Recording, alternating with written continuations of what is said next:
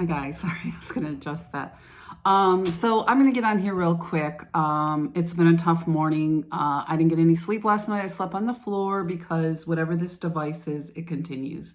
It continued from the side over here. It was pointing at my head, and it continues. So if you don't believe me about this device, which I'm sure I've had evidence for everything else, I'm sure eventually we'll get evidence for this. I'm sure it's not hard. My mother had set up something similar where I had no heat. And this went on as a child too. So I didn't want to talk about some of this stuff in a frantic way that I was sort of because I was kind of startled this morning. I didn't get much sleep. The banging continued, the whole kind of, I slept on the floor and, it's a little difficult to be back home sort of thing. My lake home was right up the road, a couple miles, 2-3 miles. So I didn't want to talk about some of this stuff. I wanted to have something more, to handle these matters in a more delicate way. But the thing is, I'm getting used to being on camera again, so excuse me.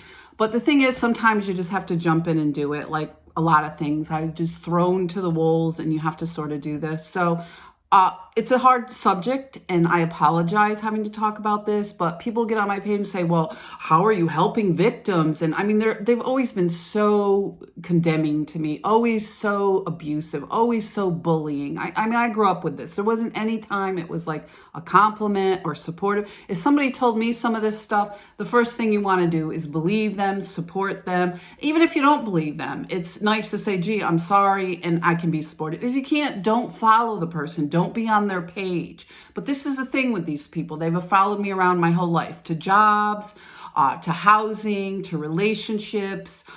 This has gone on repeatedly, certainly with my mother, and she has a lot to answer for. She's hiding. She got some orders of protection. And this is what happened to my sister-in-law. It was on and on until she succumbed. She collapsed. She was doing very well. She had lost a lot of weight. She had gastric bypass surgery. She looked great. She had a cute little sports car, but the fights were about her name on the house, and so on and so forth. But I won't get into so much of her story, but it was very hurtful. I was on the phone the last time I talked to her, and my half-brother sent the police over. He started threatening, and they were there in moments. So this is what law enforcement continues to do, so I'm going to continue to talk about it. As far as helping victims, I love these people that get on my page and say, well, what are you doing? Well, I survived. Okay, I survived. I survived a childhood full of abuse. I put this all behind me. I went on, I made a career out of nothing. It's not like something you can go buy off the Walmart shelves. These people that can't even list 5 things they've done the past week will join the rest of us that work at will our entire career. And I have all these people that are working for the government or the county or the city causing these problems, and certainly law enforcement.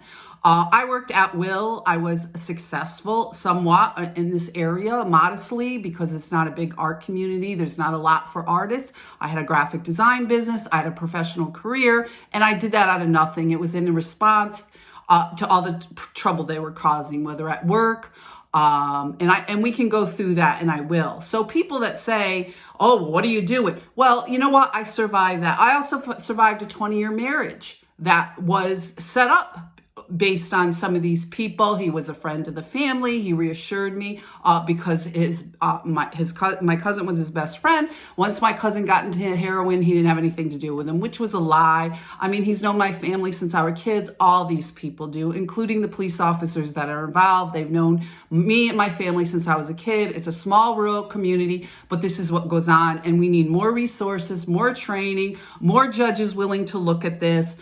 This is going on my entire life, and that's why I chose to speak out. I was always quiet, always, took the high road, always, forgave. But it's important now. There's other children involved. There's other people involved as victims. Some people can't speak out. I'm going to use my privilege to speak out. If it doesn't resonate with you, don't hang out on my page. This is for people that are looking for safe spaces, certainly women that are being preyed upon by these people, whether it's, uncles or fathers or brothers or friends or this whole rape culture, this whole, even police officers, for God's sakes, you can't even report anymore without getting these people involved that think this is funny. So, and they continue to be around here with law enforcement because there's so many law enforcement professionals here that just don't seem to do their job. And as Trump is cleaning out some of these agencies, they need to look at some of the smaller communities where people think we're going to continue to pay for this stuff and we're not going to get these services. I certainly am tired of it. A lot of underclass people work, at will jobs, any hour, any shift. I've done my share of, jobs that weren't so great to build a career. And these people show up and they think we can just keep paying them and they don't have to show us what they're doing. Well, I'd like to know what law enforcement is doing around here that they could handle this way. Do we have judges here that deliberated on this and this is what they've done? And I continue to have these lawyers involved that don't do what they're supposed to do. And I know quite a few of them from high school. Certainly Mr. Felix Katina, that's a Supreme Court judge that I went to high school with, from these great families, and we won't get off tangent on that. But I just wanted to give you a quick update that this is what's going on, and we're going to continue because obviously this is what these people are doing here, and my mother's one of the main culprits. So yeah, pretty tough to deal with at this age that your own mother and your own family's involved. Be safe, guys.